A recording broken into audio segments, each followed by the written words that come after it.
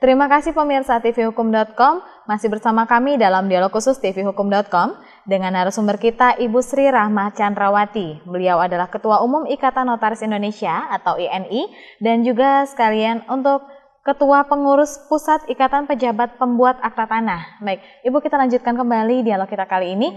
Ya, Ibu, seperti yang kita ketahui bahwa notaris ini masih ada, Ibu, oknum-oknum nakal. Ini peran INI bagaimana, Ibu? Ya.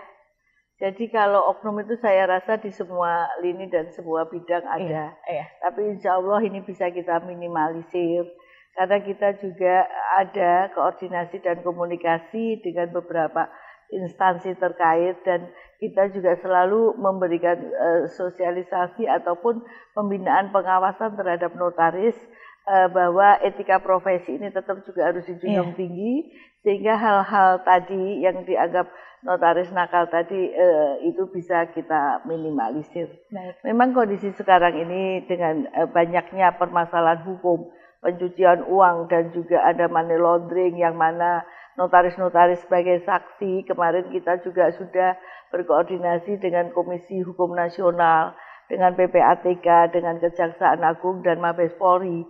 Bagaimana hal ini dengan berlakunya keputusan Mahkamah Konstitusi yang tidak ada lagi untuk rekomendasi dari Majelis Pengawas Daerah terhadap pemeriksaan notaris di dalam permasalahan hukum, itu kita sudah koordinasikan. Insya Allah dalam waktu dekat ini ada suatu komitmen-komitmen dan suatu MOU, tapi MOU juga kita harapkan implementasinya juga bisa dilaksanakan untuk di semua lini, bahwa notaris-notaris tadi, tetapi dalam hal pemeriksaan di persidangan saya berharap juga bagaimana notaris nakal, tapi kita harus melihat dulu bahwa permasalahan ini apa dalam menjalankan tugas jabatannya atau notarisnya sendiri selaku pribadi untuk berbuat. Nah, ini kan yang harus dibedakan. Dan kemarin ada komitmen dengan PPATK, dengan Pak Muhammad Yusuf, Ketua PPATK, bahwa sepanjang menjalankan tugas jabatannya itu ada perlindungan hukum.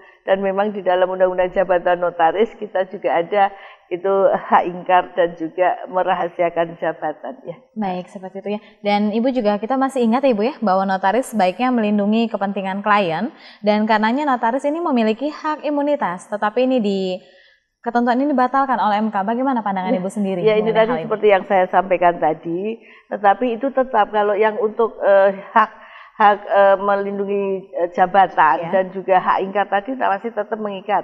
Karena yang dihapuskan oleh Mahkamah Konstitusi itu pasal 66 ayat 1, yang mana itu rekomendasi dari Majelis Pengawas Daerah yang ditiadakan. Ya. Baik, jadi penegak-penegak hukum bisa langsung memanggil notaris tanpa adanya rekomendasi. Ya. Baik, jadi tapi dengan seperti ini bagaimana menjaga kerahasiaan kepentingan klien, Ibu? Sepanjang nantinya itu masalah rahasia jabatan, ya tetap kita sampaikan bahwa itu adalah rahasia jabatan, kan gitu. Iya. Kemudian untuk kepentingan penyidikan pasca keputusan MK, perlukah hak ingkar dari notaris? Kalau hak ingkar ya masih itu kan tetap ada, ya. Pasti tetap ada ya, Bu, ya, pasti untuk tetap hak ada ingkar, dan itu mengikat ya, sepanjang memang itu kita menjalankan jabatannya selaku notaris dan kita sesuai ketentuan aturan yang berlaku, sesuai peraturan perundang-undangan, kita jalankan kita jalankan profesional dan proporsional di dalam realnya, ya kita tidak usah takut untuk hal-hal yang seperti ini.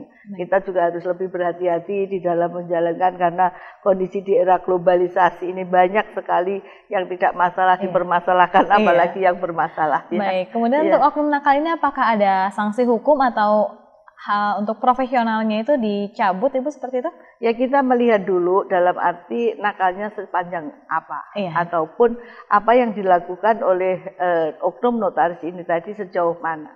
Kalau memang itu ternyata dalam pribadinya, ya monggo nggih, itu memang hukum di semua warga negara Indonesia harus berlaku sama dan hukum harus dijunjung tinggi, kan gitu. Tapi kalau memang ternyata itu menjalankan profesinya yang dipersalahkan oleh kliennya, ya sepanjang kita sudah jalankan sesuai ketentuan dan aturan yang berlaku, ya ini organisasi profesi tetap harus memberikan perlindungan hukum terhadap notaris-notaris yang ada permasalahan-permasalahan hukum ya. Baik, jadi ini dilihat terlebih dahulu kasusnya seperti itu, Bu ya? Case by case ya. Baik, dialog akan kita lanjutkan kembali Ibu setelah jeda yang berikut ini. Dan pemirsa tvhukum.com jangan kemana-mana, kami akan segera kembali.